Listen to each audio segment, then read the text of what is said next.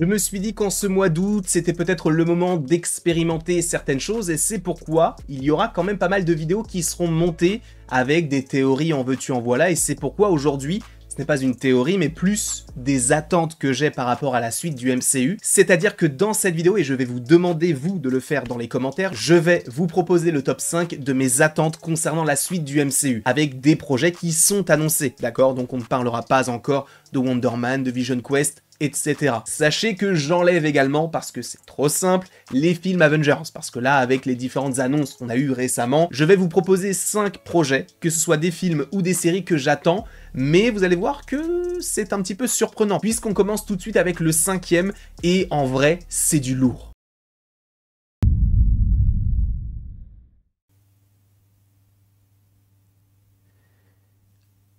Oui, ouais, c'est... Armor Wars, bon, ce n'est pas forcément le lourd qu'on attend, mais c'est un projet qui arrive. Et on peut se poser tout de même quand même pas mal de questions. Et on va s'en poser. Puisqu'à la base, lors du Disney Investor Day fin 2020, on a annoncé Armor Wars, avec un logo bleu et doré, où on apprenait que c'était Don Cheadle qui reprenait le rôle de War Machine en tant que personnage principal, alors que du côté des comics, bon, c'est plus en lien avec Tony Stark et Justin Hammer. Et donc on avait cette idée-là d'avoir une série sur War Machine, sachant que depuis Avengers Endgame jusqu'à aujourd'hui, on l'a vu dans The Falcon and the Winter Soldier et Secret Invasion. Et là tu vas me dire, oui mais... c'est ça que t'attends, c'est ça ton top 5? Oui, je l'attends, mais pour des raisons un peu particulières, on va dire. Parce que oui, Armor Wars, pour l'instant, tout ce qui est en lien avec le projet pue un peu, que ce soit War Machine, qui est tout simplement une déception monumentale par rapport à Secret Invasion. L'idée est sympa, mais l'exécution est pitoyable. Donc c'est pour ça aussi que je déteste Secret Invasion et qui est pour moi l'une des pires séries Marvel, alors que j'avais bien aimé le début, mais la fin est catastrophique. C'est vrai que je ne pars pas forcément du bon pied. On a eu ensuite, après tout cela, l'idée que Armor Wars serait bel et bien un film avec un nouveau logo, mais sans pour autant avoir trop d'informations sur le projet. War Machine est toujours d'actualité, mais on ne sait pas vraiment ce qu'il en est. Parce que oui, tu vas me dire, mais pourquoi est-ce qu'il fait partie de ton top 5 alors que vraiment tu ne dis que du négatif autour du projet? Parce que ça peut redonner supposément une dynamique à tout cet élan qu'avait apporté Iron Man, un petit peu évoqué avec Spider-Man, mais si on a du Armor Wars qui donne envie et du Iron Heart, ça peut donner quelque chose de plutôt sympa. Après, soyons réalistes, il est fort possible que ce ne soit pas le cas, mais on a toujours ce petit côté rêveur qui peut nous dire, allez, Armor Wars, ça peut donner quelque chose de plutôt cool. Sachant, selon Twipt, qui pour le coup est un scooper sur internet qui se trompe rarement, eh bien il nous a proposé une rumeur il y a de cela maintenant quelques mois en nous disant qu'a priori Armor Wars était bel et bien prévu, puisqu'il y avait tout de même pas mal de rumeurs qui disaient que le film était annulé, mais du coup Twipt a dit que le film n'était donc pas supprimé, mais le titre allait changer. Pour quelle raison, on n'en sait rien, parce que si tu changes le titre Armor Wars, qui est un titre plutôt stylé, la guerre des armures, c'est cool, pour mettre le titre, admettons, War Machine The Movie, non, ça ne donne pas forcément trop envie. Ensuite, en 4e position, nous retrouvons le futur film des studios Marvel, Captain America Brave New World.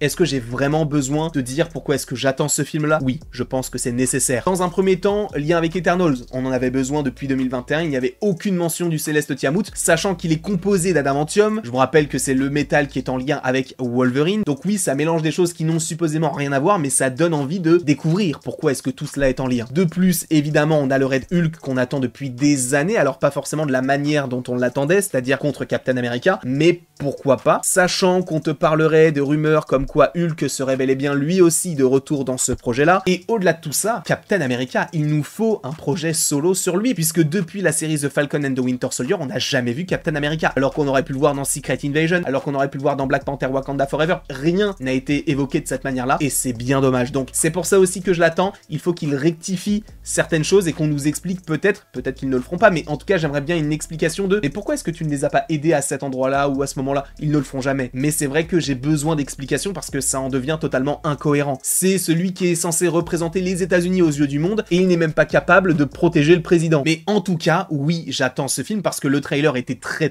hypant, parce que j'attends beaucoup Hulk, parce que j'attends aussi un grand Captain America. Bref, c'est un grand oui.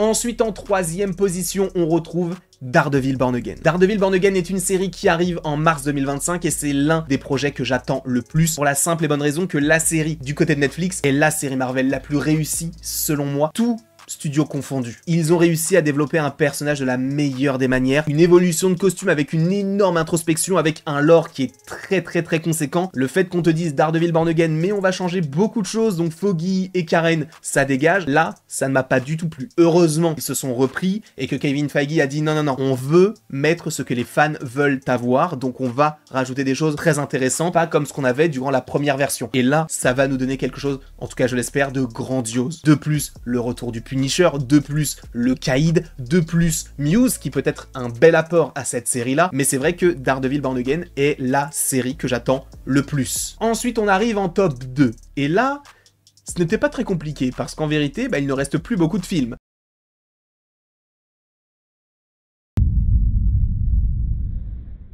Les 4 Fantastiques est tout simplement un film que j'attends énormément parce que le casting est génial. Ebon Moss-Backrack, Joseph Quinn, Vanessa Kirby ou encore Pedro Pascal. On a la confirmation que Galactus et le Surfeur d'Argent seront dans ce film-là. Enfin bref, sur le papier, c'est génial. Ce côté un peu rétro-futuriste, ça peut très bien fonctionner, notamment avec la vision de Matt Shakman. Je vous le rappelle, a réalisé tous les épisodes de WandaVision. Donc oui, on part sur quelque chose qui semble être plutôt sympathique, en tout cas à première vue. Donc toutes ces choses-là font que c'est l'un des projets déjà les plus attendus, par rapport auxquels Marvel Studios met énormément d'espoir. Déjà, le casting est fou. Même s'ils n'étaient pas forcément les premiers choix, ce sont quand même de gros noms qu'on a vraiment l'impression qu'ils ont envie d'en faire une énorme franchise. Alors, on sait que les 4 Fantastiques a le potentiel pour faire au moins une trilogie, mais ça montre enfin leur ambition. Parce que c'est vrai que depuis le début de la phase 4, on ne sait pas vraiment où ils vont et on ne sait pas vraiment ce sur quoi ils vont vraiment axer leur vision. On sent qu'avec ce film-là, il y aura un avant et un après multivers. Et tu vas me dire, bah oui, mais moi, c'est celui que j'attends le plus. Ouais, mais moi, il y a Blade avant.